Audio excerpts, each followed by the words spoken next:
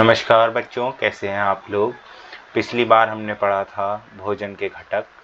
आपका दूसरे चैप्टर में स्वागत है, जिसका नाम है वस्तुओं के समूह बनाना। वस्तुओं के समूह हमारे लिए कैसे आवश्यक हैं, हम उस पर कैसे कार्य करते हैं, आज हम वो जानेंगे। हमारे चारों ओर की वस्तुएं। हमारे चारों ओर की वस्तुओं में आपने बहुत बार देखा होगा, हमने देखा है कि हमारे भोजन तथा वस्त्रों में बहुत अधिक विविधता है। आप राजस्थान का देखें, आप पंजाब का देखें, आप हरियाणा का देखें, या बहुत अलग जगहों पर आप जाएं तो आपको विभिन्न तरीके के खाने पीने और अन्य तरीके की वस्तुएं दिखेंगी। उनका पहनना ओढ़ना वो सब विपरीत होता है, अलग होता है, हमारी संस्कृति से अलग मिलेगा। हमने अपने चारों ओर कुर्सियाँ, बैलगाड़ी, साइकिल, खाना पकाने के बर्तन, पुस्तकें, वस्त्र, खिलौने आदि जैसी चीज़ों को वस्तुएं देखते हैं। इन सभी वस्तुओं की आकृति, रंग, वर्ण तथा गुण भिन्न भिन्न होते हैं। ठीक है, अपने चारों ओर देखिए तथा गोल आकृति की वस्तुएं पहचानिए। तो आप इसमें से चारों ओर कहीं पर भी देख सकते हैं। मान लीजिए ये गोल आकृति है, ठीक है। ऐसे ही आप अपने चारों ओर बहुत सारी जगहों पर कई प्रकार के गोल वस्तुएं देख सकते हैं, मिल जाएंगी, जैसे गेंद, फुटबॉल आदि आपने देखी होंगी। मान लीजिए हम प्लास्टिक की बनी वस्तुओं का एक समूह बनाना चाहते हैं, जैसे बाल्टियां, लंच बॉक्स, खिलौने, जलपात, पाइप तथा इस प्रकार की वस्तुओं को इस समूह में स्थान मिल सकता है। ठीक है, अब हम आगे बढ़ जाते हैं। आप हमारे चारों ओर की वस्तुएं देखना चाहें तो देख सकते हैं, बहुत सारी चीज़ें यहाँ मिल जाएंगी, जैसे ग्लव्स, फ़ोन, बॉक्स आदि, जैसे रिंच आदि आदि चीज़ें मिल जाएंगी। इसके बाद हम आ जाते हैं, हम इन सभी वस्तुओं को कैसे एक दूसरे के संग रखते हैं या मिलाकर रखते हैं। जैसे इस संग्रह में उन सभी वस्तुओं को पृथक कीजिए जो कागज़ अथवा लकड़ी से बनी हो। ठीक है, आप यहाँ पे देख सकते हैं बहुत सी चीज़ें, जैसे ये कार्ड्स हैं, कागज़ से बने हैं। ठीक है, लकड़ी से कोई डिज़ाइन बनी नहीं है, छोड़िए। ठीक है, ज़्यादा आप बस इसकी रीडिंग कर सकते हैं। जैसे आइए हम आपको कुछ अधिक योजनाबद्ध चीज़ें बताते हैं, जो कि मैं आपको पहले ही बता चुका हूँ। ठीक है, इसके बाद हम आ जाते हैं समान पदार्थों से बनी विभिन्न वस्तुएं। जैसे लकड़ी, आपने देखा होगा लकड़ी से आपने जैसे बल्ले बनते हैं, कुर्सी, मेज, हल, बैलगाड़ी आदि इसके पहिए। ठीक है, वस्तुएं तथा पदार्थ जिनमें ये बनी है, जैसे प्लेट, थाली चांदी की भी हो सकती है, कांच की भी हो सकती है आदि कई प्रकार की थालियाँ होती हैं। पेन कई प्रकार के होते हैं, जैसे प्लास्टिक का भी हो सकता है और मेटल का भी हो सकता है। ठीक है बच्चों, अब कागज में पुस्तकें, नोटबुक, समाज पत्र, खिलौने, कैलेंडर आदि बने होते हैं। चमड़े से बेल्ट बनती है और भी, जैसे पर्स। प्लास्टिक से आपने देखा होगा कुर्सियाँ, मेज, बल्ले, बहुत बॉलें, बहुत सारी चीज़ें बनती हैं। रुई से गद्दे बनते हैं, रुई से तकिया बनती है और भी बहुत सारी चीज़ें रुई से बनाई जाती हैं। ठीक है, अब पदार्थों के गुण, जैसे क्या आपने कभी ये जानने का प्रयास किया कि गिलास कपड़े का क्यों नहीं बनाया गया। यह ध्यान में रखिए कि हम गिलास का उपयोग सामान्यतः द्रवों को रखने के लिए करते हैं, इसलिए यदि हम कपड़े का गिलास बनाएंगे तो हमारा यह कार्य काफ़ी हास्यदायक प्रतीत होगा। ठीक है, कपड़ा क्या करता है, या तो पानी को बाहर ले जाने देगा या एब्जॉर्ब नहीं करने देगा। ठीक है, एब्जॉर्ब कर लेगा। ओके, दिखावट सबसे कर रही चीज़, देखो पदार्थ प्राय एक दूसरे से भिन्न दिखाई देते हैं। लकड़ी लोहे से बिल्कुल भिन्न दिखाई देती है, लोहा तांबे से अथवा एल्यूमिनियम से भी भिन्न दिखाई पड़ता है, परंतु फिर भी लोह, तांबा तथा एल्यूमिनियम की कुछ समानताएं होती हैं जो लकड़ी में नहीं पाई जाती।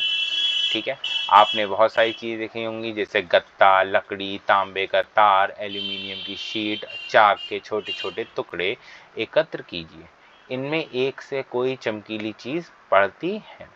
ठीक है, चमकीले पदार्थों में एक समूह में पृथक किया जाएगा, ऐसे ही दो भागों में काटे जाएंगे। ताजे काटे पृष्ठों को ध्यान में दीजिए।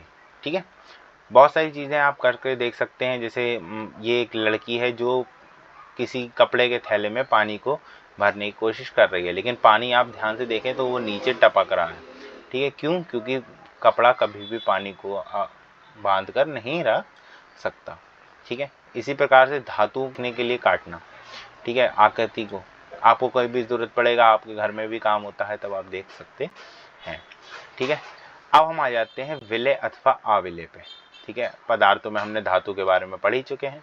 ठीक है, कुछ ठोस पदार्थ जैसे चीनी, नमक, चौक, पाउडर, बालू तथा लकड़ी के बुरादे में नमूने एकत्रित कीजिए। ठीक है, उस एकत्रित करने के बाद आप पानी पर रखिए। तो क्या होगा कि ध्यान से जब आप देखेंगे तो यहाँ पर ये सारी चीज़ें ऊपर की तरफ आ जाएंगी। कठोरता, जब आप भिन्न पदार्थों को अपने हाथों से दबाते हैं तो उनमें कुछ तो दबते हैं, कठिन होता है, जबकि कुछ को दबाना कठिन होता है, जबकि कुछ आसानी से दब जाते हैं। धातु की एक चाबी लीजिए और इसके लकड़ी, एल्यूमिनियम, पत्थर का टुकड़ा, कील, मोमबत्ती, चौक, अन्य कोई भी पदार्थ अथवा वस्तुओं के पृष्ठों पर खरोचने का प्रयास कीजिए। आपको पता चलेगा कि खरोचने पर यह संपीड़ित किया जाता है अथवा खरोचा जा सकता है। कोमल पदार्थ कहलाते हैं जो बहुत आसानी से खरोच जाते हैं। कठोर पदार्थ ऐसे होते हैं जो आसानी से खरोचते नहीं है, उनके लिए हमें बहुत जोर लगाना पड़ता है। उदाहरण के लिए रुई अथवा स्पंज कोमल है, जबकि लकड़ी क्या है? एक कठोर पदार्थ है। अगर आप रुई अथवा स्पंज पे कोई खरोच या पदार्थ मारेंगे तो वो बीच से फट जाएगी, बीच से टूट जाएगी, लेकिन लकड़ी के संग ऐसा एकदम नहीं होता है। ठीक है, हम आ जाते हैं विभिन्न ठोस पदार्थों को जल में मिश्रित करना। ठीक है, तो नमक जल में पूर्णतः लुप्त हो जाता है। नमक क्या होता है? जल में पूर्णतः लुप्त हो जाता है। आपने भी देखा होगा नमक का घोल अगर पानी में मिलाएं तो वो नमक पूर्णतः घोल बन जाता है। इसी तरह चीनी भी घुल जाती है, बालू भी नीचे बैठ जाती है, चाक का पाउडर घुल जाता है, लकड़ी का बुरादा भी काफी हद तक घुल जाता है। ठीक है, कुछ सामान्य द्रवों में जल का विलयता, जैसे सिरका भली भांति मिश्रित होता है, नींबू का रस भली भांति मिश्रित होता है, सरसों का तेल नहीं होता है, नारियल का तेल नहीं होता है, केरोसिन नहीं होता। ठीक है, ठीक। अब आ जाते हैं वस्तुएं जल में तैर अथवा डूब सकती हैं। आपने बहुत जगह देखा होगा, जैसे मान लीजिए एक शिप है, शिप नहीं डूबता है। ठीक है, लेकिन एक कील आप अगर पानी में डालें तो वो आसानी से डूब जाएगी। ऐसा क्यों? देखो, अगर हम क्रिया करते समय देखें कि ध्यान दें कि जल में आविलय ठोस जल से पृथक हो जाता है। ठीक है, आविलय मतलब जो घुल नहीं सकता, और विलय जो घुल सकता है। तो जैसे मिट्टी है, वो मिट्टी नहीं घुल सकती, लेकिन चीनी घुल सकती है। ठीक है, तो जल में डूबते हुए तैरती वस्तुएं, आपने देखा होगा हल्की वस्तुएं ऊपर तैरती हैं और जबकि भारी वस्तुएं नीचे बैठ जाती हैं। ठीक, अब पारदर्शिता। आपने लुका छिपी का खेल खेला है? खेला ही होगा, आप बच्चे हैं, आपने जरूर खेला होगा। उन स्थानों के बारे में विचार करिए जहां आप खेलते समय छिपना चाहेंगे। ठीक है, क्या आपने कभी शीशे की लकड़ी के पीछे छिपने का प्रयास किया है? नहीं किया होगा, क्योंकि हम वहां पे आसानी से देख जाते हैं। तो जहां पर हम आसानी से आर पार देख सकते हैं उसी को हम पारदर्शिता या पारदर्शी कहते हैं। जैसे कांच, जल, वायु, कुछ प्लास्टिक के पारदर्शी पदार्थों के उदाहरण हैं, जैसे बिस्कुट, मिठाइयाँ तथा अन्य खाद्य पदार्थों को कांच अथवा प्लास्टिक के पारदर्शी बर्तनों में रखा जाता है। आप सामान्यतः ये देख सकते हैं कि इन्हें इसलिए इसमें रखा जाता है ताकि कस्टमर आसानी से इन्हें आकर देख सके, ग्राहक इन्हें आसानी से ग्रहण कर सके। ठीक है, अब बाकी का अगली वीडियो में मिलते हैं दोबारा। लाइक, सब्सक्राइब, शेयर कर देना, आगे की वीडियोस आती रहेंगी। Bye bye.